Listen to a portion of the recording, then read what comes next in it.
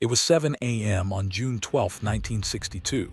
A guard pushed on a sleeping inmate's shoulder during routine head count.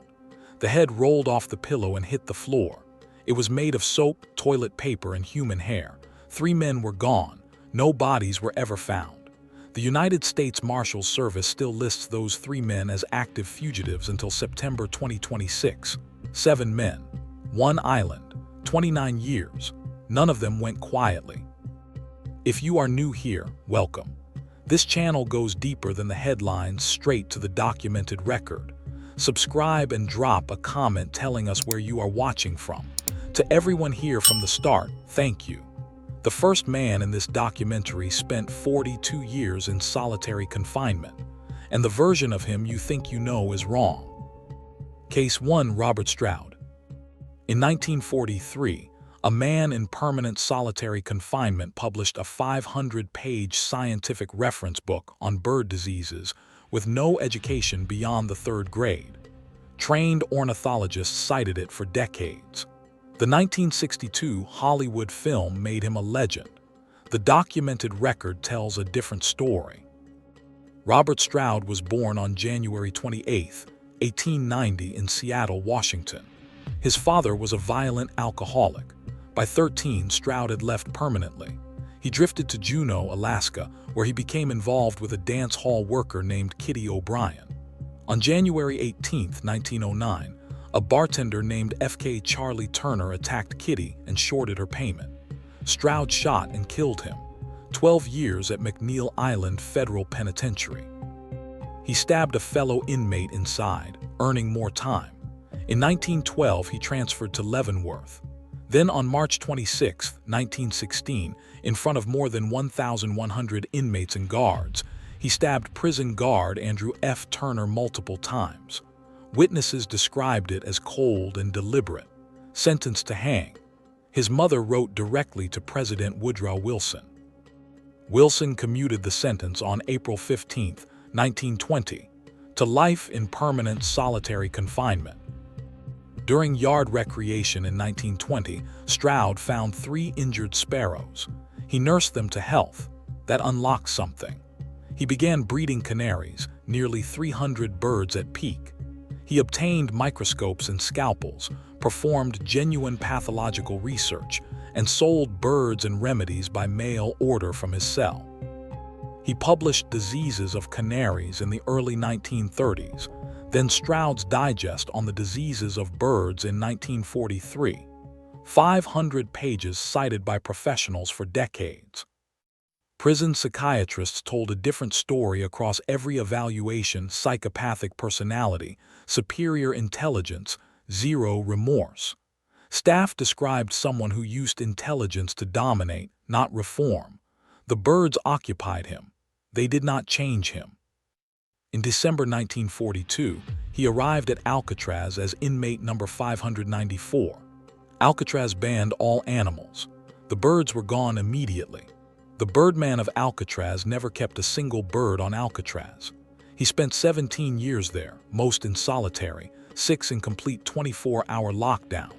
He died November 21, 1963, age 73, 54 years behind bars, 42 in solitary. The film gave the world a gentle genius redeemed by compassion. The men who lived alongside him knew otherwise. Subscribe right now. The next man was experimented on by the CIA before his first known murder. That fact never reached his jury. And Stevie, he's got a 45 behind him, his back waiting for them to make a move. The guy in the phone booth. Yep. They said that something, I don't know, I forget what they said. Yeah. Somebody threw my name in the mix. Right. Case 2. Whitey Bulger. Whitey Bulger is not known to have killed anyone before the CIA began doozing him with LSD in a federal prison. One of his murder conviction jurors publicly stated she regrets that vote because the experiment was never mentioned once at trial. James Joseph Bulger, Jr., was born September 3, 1929, in Everett, Massachusetts. He served in the U.S. Air Force, received an honorable discharge, and drifted into crime. Arrested in 1956 for armed robbery, he began a 20 to 25-year sentence at Atlanta Federal Penitentiary. Prison doctors approached him with a proposition: volunteer for medical research, receive a reduced sentence. 18 inmates agreed. None were told they had signed up for MK Ultra, the CIA's classified Cold War mind control program directed by chemist Sidney Gottlieb. Over 18 months, Bulger was dosed with LSD more than 50 times. In letters later sent to juror Janet Uller, he described walls melting, figures appearing in his cell, rooms changing shape, nightmares that never fully stopped. He slept with the lights on for the rest of his life. Uller read over 70 of those letters and went public, stating she would not have voted to convict him on murder had she known. In 1977, CIA Director Stansfield Turner testified before the Senate that MK Ultra had been researching drugs that could prepare someone to kill. Sidney Gottlieb destroyed most of the files in 1973. Bulger transferred to Alcatraz in late 1959 as inmate number 1428. Released in 1965, he returned to South Boston, built the Winter Hill Gang into a criminal empire, and was later established to have been involved in at least 19 murders. He was also a secret FBI informant for Special Agent John Connolly, providing intelligence on rival Italian mob families in exchange for protection. Senate investigations confirmed agents received direct payments from him. Warned of an indictment in 1994, he fled with girlfriend Catherine Gregg and spent 16 years on the FBI's most wanted list, at one point listed alongside Osama bin Laden. Caught in Santa Monica in 2011 at age 81. Convicted in 2013 on 31 counts including 11 murders. Transferred to USB Hazleton in 2018. Beaten to death one day after arrival. He was 89. Ruled homicide. No charges filed. Whether MK Ultra created the monster or accelerated what was already there, the record cannot say. What it does confirm is that no known murders preceded the experiment. Case 3. George Machine Gun Kelly. 21 people convicted. 25 FBI field offices. The first federal trial filmed by motion picture cameras. The largest ransom paid in U.S. history at that time. The man whose name was attached to all of it never fired a single shot. George Kelly Barnes was born July 18, 1895 in Memphis. He drifted into bootlegging, served time at Leavenworth as a model inmate, then met Catherine Thorne. Catherine bought his first Thompson submachine gun, staged photographs, distributed spent casings as souvenirs, and invented the name Machine Gun Kelly. People who knew him described a soft-spoken man genuinely uncomfortable with the Tommy gun's noise. He killed no one in his entire criminal career. On July 22, 1933, Kelly and Albert Bates kidnapped oil tycoon Charles F. Urschel from his Oklahoma City home. Urschel was blindfolded for 9 days at a farmhouse near Paradise, Texas, owned by Catherine's family. Blindfolded throughout, he counted footsteps, memorized aircraft schedules, noted a rain diversion on one specific morning, and pressed fingerprints on every surface he could reach. Every detail led the FBI straight to the location. SAC Gus Jones led the investigation. Special Agent Charles Appel handled forensics. Aircraft records cross-referenced with weather data narrowed the farmhouse location to Wise County, Texas. The marked ransom bills were pre-recorded and traced through Minneapolis. 21 people convicted in total. At trial, both Kellys sent written threats to Urschel, his family, the prosecutor, and Judge Edgar S. Vaught. Both received life sentences October 12, 1933. Kelly arrived at Alcatraz September 4, 1934 as inmate number 117 and became one of its most cooperative inmates. He worked the laundry room, served as an altar boy, and wrote unanswered letters to Urschel begging for help. Inmates called him Pop Gun Kelly. He died of a heart attack on July 18, 1954, his 59th birthday. The legend belonged to Catherine. The FBI kept it alive because they needed the villain. Case 4, Frank Moraes. The U.S. Marshals still list 3 Alcatraz escapees as active fugitives until September 2026. No bodies were ever recovered. A 2014 scientific study found that tidal conditions that night could have carried them safely to shore. Frank Morris, born September 1, 1926 in Washington, D.C., was effectively orphaned by age 11.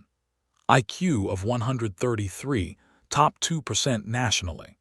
He arrived at Alcatraz January 3, 1960, as inmate AZ-1441 with a 14-year sentence. He identified the plan within months.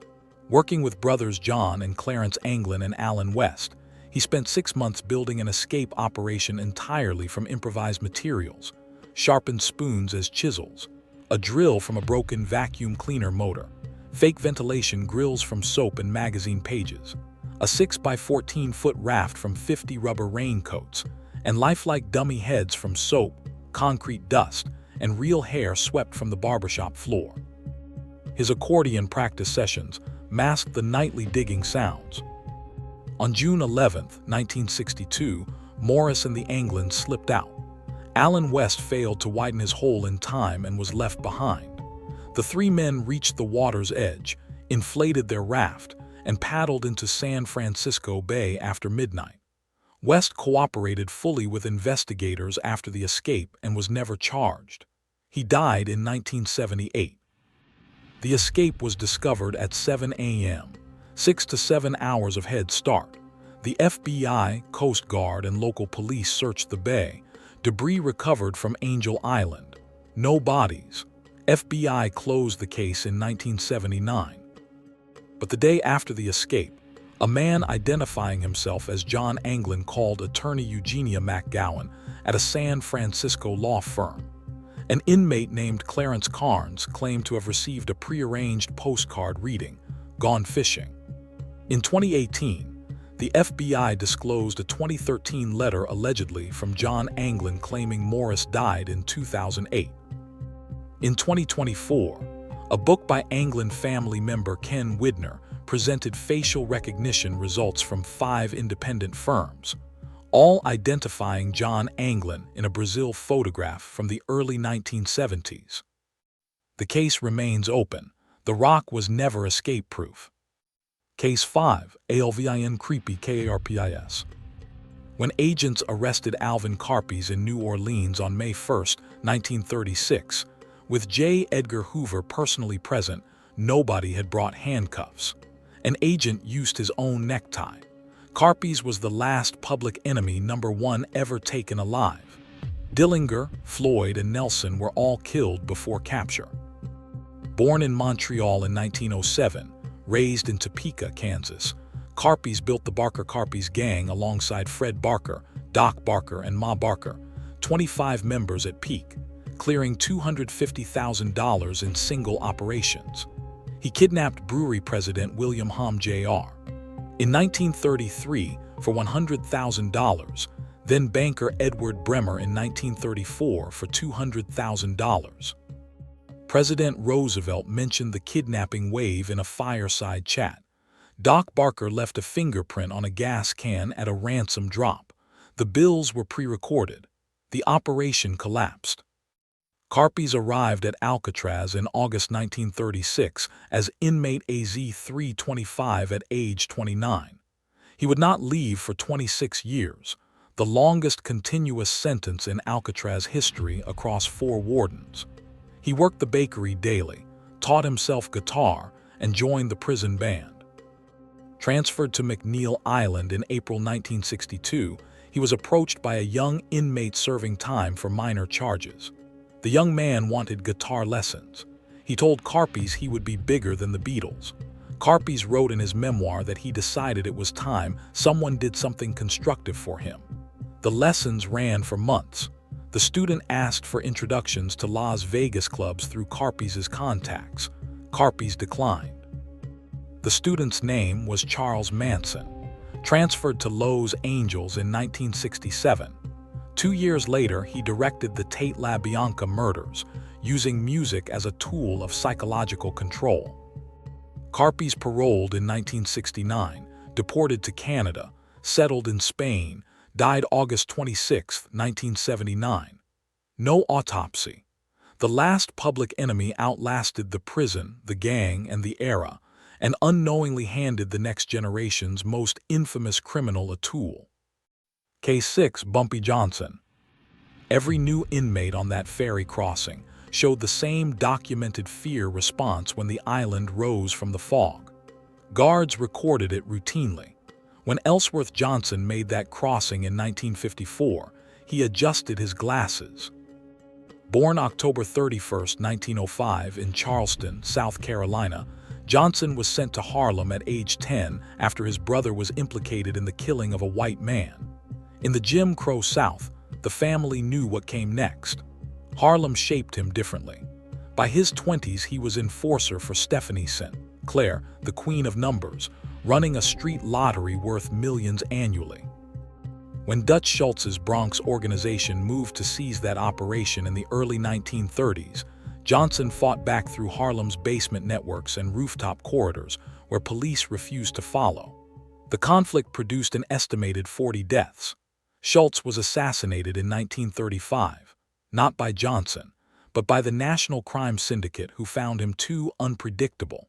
Lucky Luciano then made Johnson a partner rather than continuing a war he couldn't win.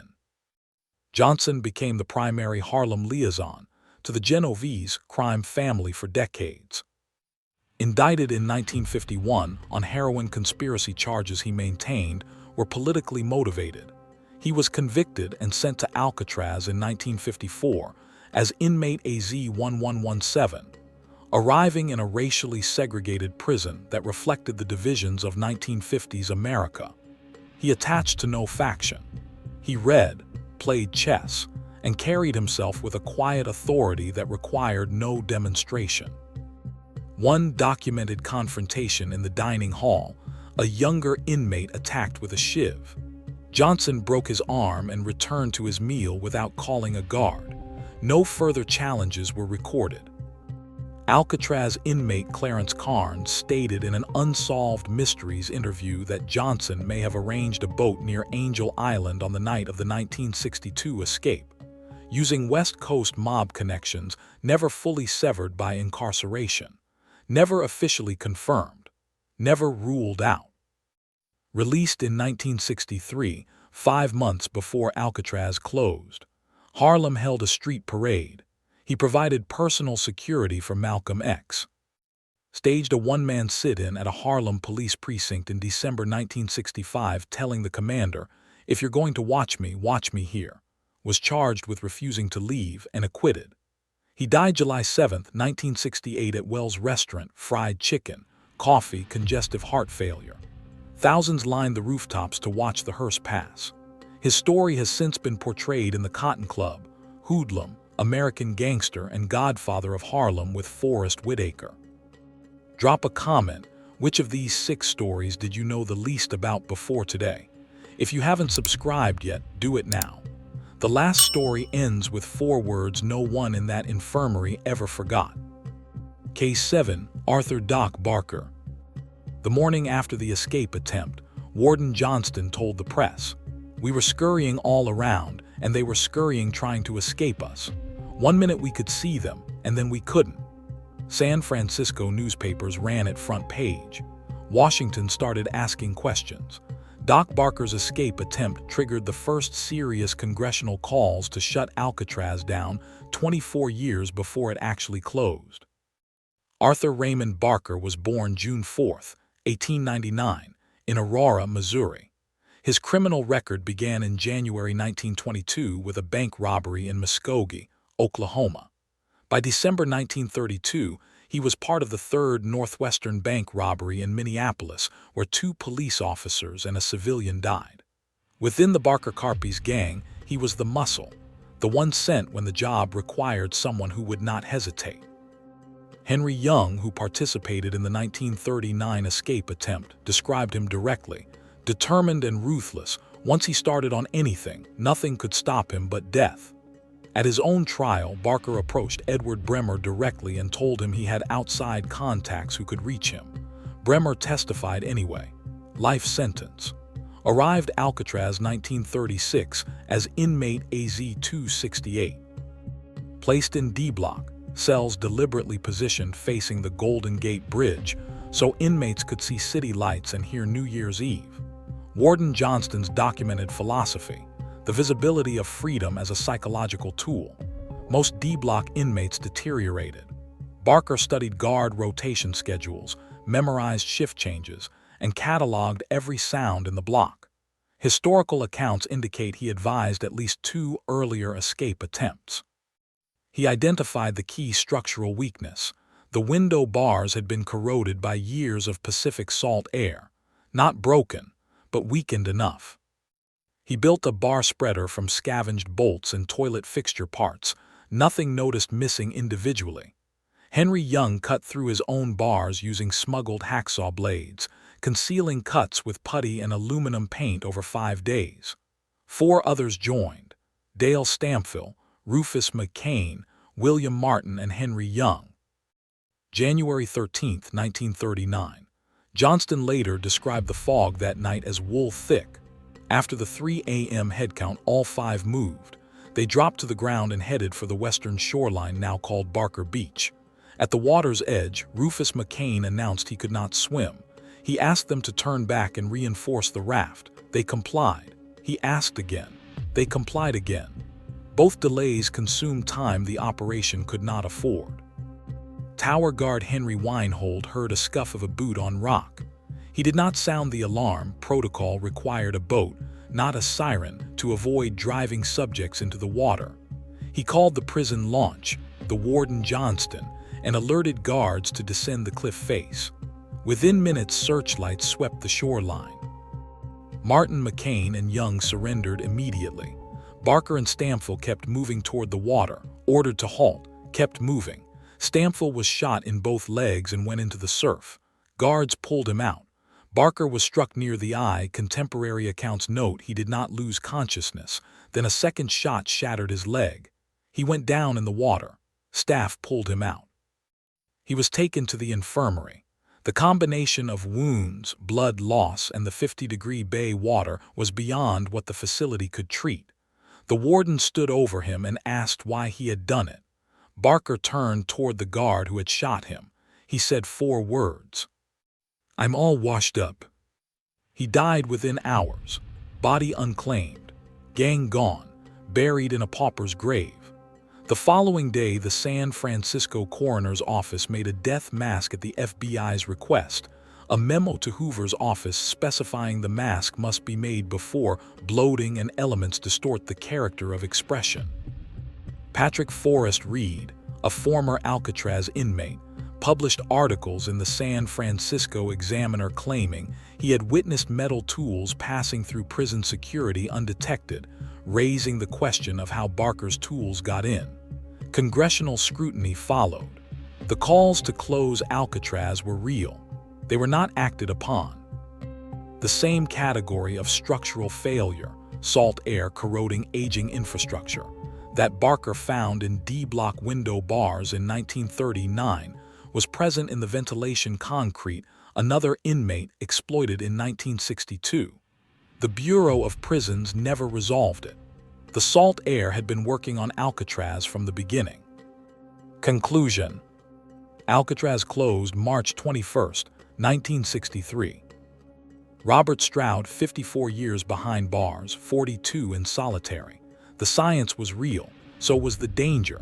Whitey Bulger dosed by the CIA before his first known murder. No charges ever filed in his killing. George Kelly, 21 people convicted on 1 blindfolded hostage's observations. Kelly fired no shots. Frank Morris, still an active fugitive until September 2026. No bodies recovered. Alvin Carpes, 26 years, the longest sentence in Alcatraz history, taught guitar to Charles Manson. Bumpy Johnson walked out 5 months before the prison closed. Harlem held a parade. Arthur Doc Barker, 4 last words in a prison infirmary. A structural failure the government never fixed. The marshals are still searching. No one has been charged with Bulger's killing. The MK Ultra files were destroyed in 1973. The open record stays open. Subscribe, share this video. These stories belong to more people than the Hollywood versions ever reached. And tell us in the comments which of these 7 you knew least about before today. Share this video.